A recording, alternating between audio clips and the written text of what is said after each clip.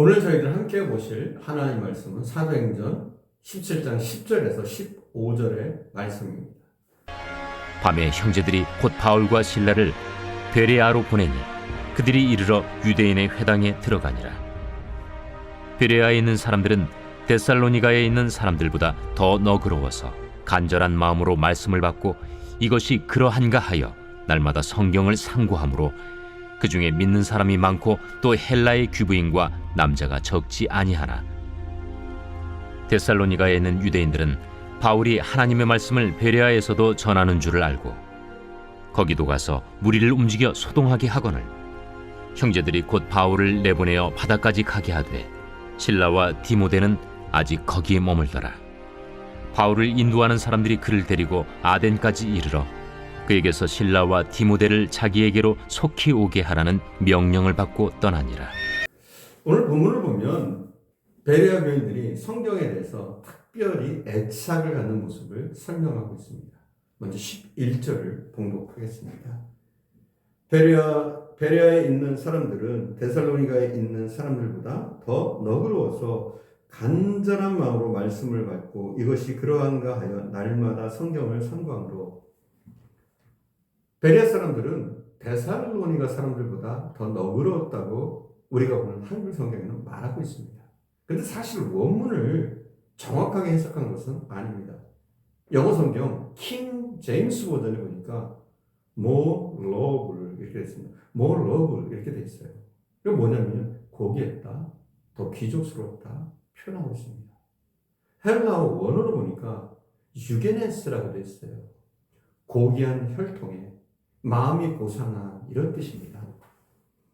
한국어 성경 가운데 표준 세 번역이 잘 번역하고 있는데 더 고결한 사람이라고 표현하고 있습니다.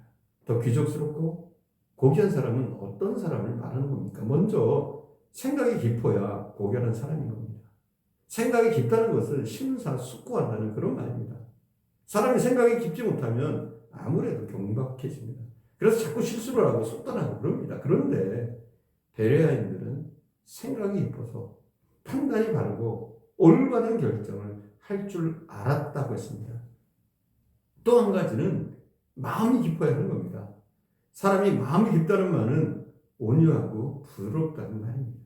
아량이 있고 상대방을 배려한다는 말입니다. 그래서 이런 사람은 마음이 긍정적인 사람이 됩니다. 그리고 사건을 대할 때 이해가 넓은 사람이 됩니다.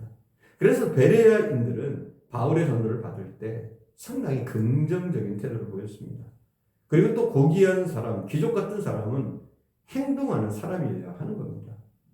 사람이 지식으로 알기만 해서는 안 됩니다. 때에 따라서는 행동할 줄 알고 실천할 줄 알아야 하는 겁니다. 성경을 보면 데살로니가인들은 좀 거칠고 편협하고 생각이 부정적이었다고 말씀하고 있습니다. 그래서 일을 성사시키기보다는 방해하고 어그러뜨리는 일을 했습니다. 그런데 베레아인들은 바울의 전도를 받을 때 아주 적극적이었고 귀족같이 신사적이었다고 말하고 있습니다. 또 두 번째 보니까 베레아인들은 날마다 성경을 상고했다 이렇게 얘기합니다. 11절을 봉독하겠습니다. 베레아에 있는 사람들은 데살로니가에 있는 사람들보다 더 너그러워서 간절한 마음으로 말씀을 받고 이것이 그러한가 하여 날마다 성경을 상고함으로. 간절한 마음으로 말씀을 받았습니다. 말씀을 듣고 그것이 그러한가 상고했다고 말합니다. 여기 상고가 뭡니까? 여기서 상고는 영어로 이그제요. 헬라어로 아나크리노라는 단어입니다. 그럼 무슨 말이냐면 알아본다, 시험한다, 조사 검토하다 이런 뜻입니다. 즉 베레아 사람들은 바울이 말한 것이 사실인가 해서 성경을 잘 읽기만 한 것이 아니라 이것을 깊이 연구했다는 겁니다. 그렇게 했더니 교회에 큰 부흥이 일어났습니다.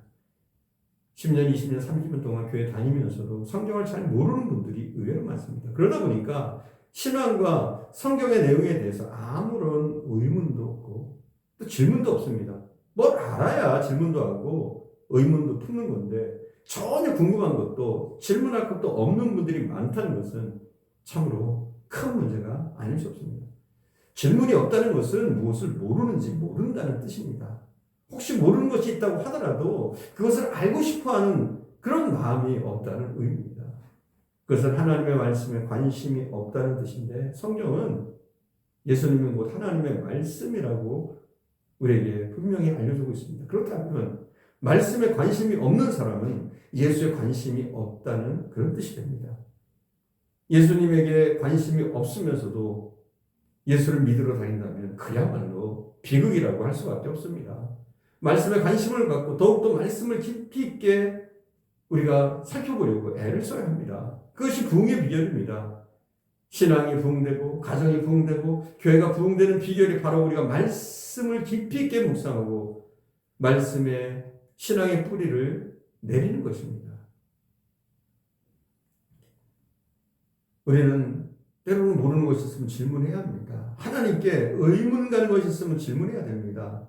성경에서 하나님의 사랑을 받은 믿음의 영웅들은 모두 대부분 질문에 대가 되겠습니다. 모세는 40년 동안 하나님과 동행하면서 이스라엘 백성들을 이끌었던 사람입니다. 모세는 하나님과 만나자마자 질문부터 퍼부었습니다. 그들이 내게 묻기를 그의 이름이 무엇이냐 하리니 내가 무엇이라고 그들에게 말하리까? 출애굽기 3장 13절을 보면 이렇게 질문하고 있어요. 그래서 그는 하나님의 이름을 알아냅니다. 모세가 광야에서 공경에 처했을 때 그는 하나님께 수많은 질문을 던졌습니다. 그리고 해답을 듣습니다.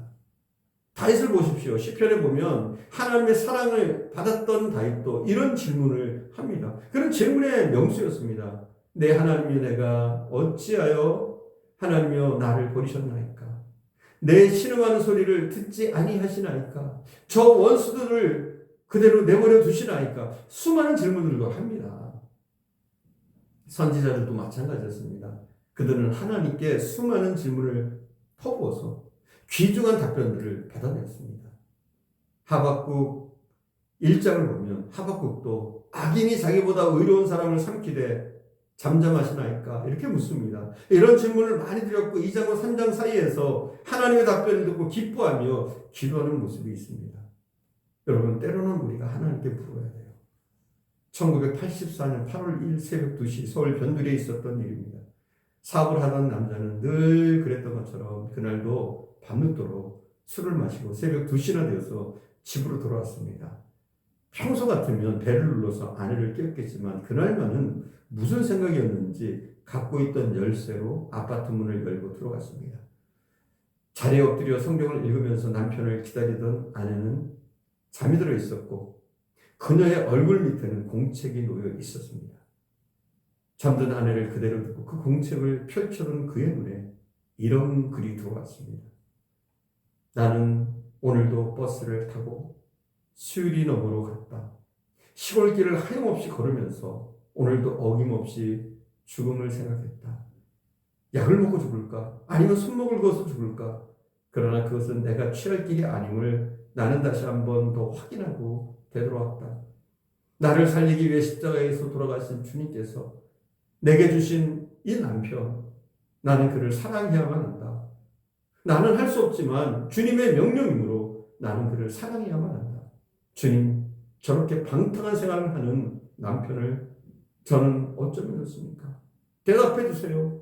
저의 연약감을 주님께서 잘 아시잖아요. 전혀 예상치 못했던 아내의 깊은 속내를 알게 된 그는 심장이 멎는 듯 했고 귀에서 큰 목소리가 들리는 듯 했습니다. 온몸의 전율과 함께 그는 아내가 불쌍해서 펑펑 울었습니다. 그리고 아내가 불쌍해서 울고 자기 자신이 불쌍해서 또 울었습니다. 왜 내가 이런 삶을 살고 있을까? 어쩌다가 이 지경이 되었을까? 생각하면 할수록 그는 자기 영혼이 악취가 진동하고 갈갈이 찢어진 더러운 걸레 조각처럼 여겨졌습니다. 그날 밤 그는 예수님이 뒤에서 그를 감싸 안아주시는 느낌과 함께 마음 깊은 곳에서 세미한 하나님의 음성을 들었습니다. 이런 음성이었습니다. 나의 사랑하는 제철아, 나는 너를 한 번도 버린 적이 없단다. 내가 나를 버리던 그 순간에도 나는 줄곧 너와 함께 있었단다.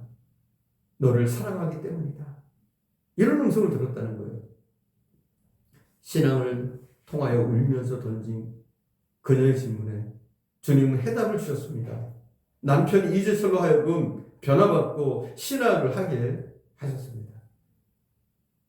주님의 교회를 세우신 이재철 목사님의 이야기입니다. 이 목사님은 그날 새벽 왜 평소처럼 천정을 누르지 않고 살짝 들어갔던가? 여기에 대한 질문도 나중에 신학을 공부하면서 풀게 되었습니다. 하나님께서 우리에게 문제를 주시는 것은 곧 답을 주시기 위함인데, 문제를 받고도 질문하지 않는 것은 답안지를 백지로 내리는 것과 같은 것입니다. 아직도 모르는 것이 있으면 우리는 부지런히 주님에게 질문해야 합니다.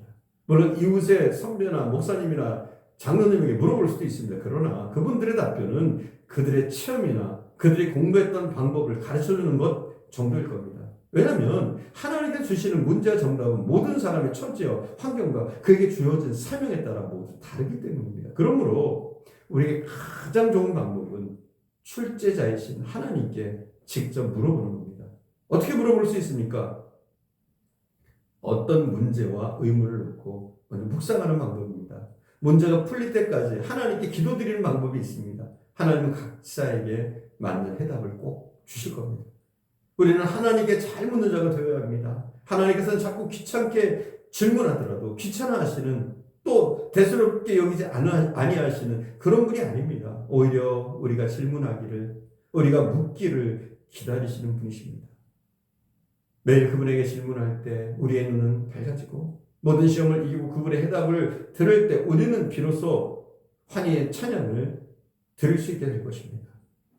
우리의 삶이 우울하고 힘들고 불안하고 무서운 것은 우리가 주님을 뜨겁게 만나지 못해서이며 또 주님과 대화하지 않아서입니다. 오늘부터 문제를 들고 주님께 나가보십시오. 그리고 주님과 대화를 시작해 보십시오.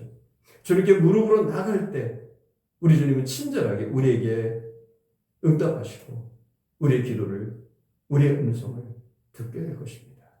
기도하겠습니다. 사랑하는 주님, 우리가 베레아 사람들처럼 더욱더 성경을, 하나님의 말씀을 연구하고 깊이 묵상할 수 있도록 은혜를 주시기를 간절히 원합니다. 말씀 속에 답이 있다는 사실을 믿고 말씀을 깊이 깨달아가는 저희들 되어질 수 있도록 인도해 주옵소서. 또한 우리가 우리 인생에서 또 말씀 가운데서 궁금하거나 의문이 나는 것이 있다면 우리가 묻는 자들이 되어지게 하시기를 원합니다.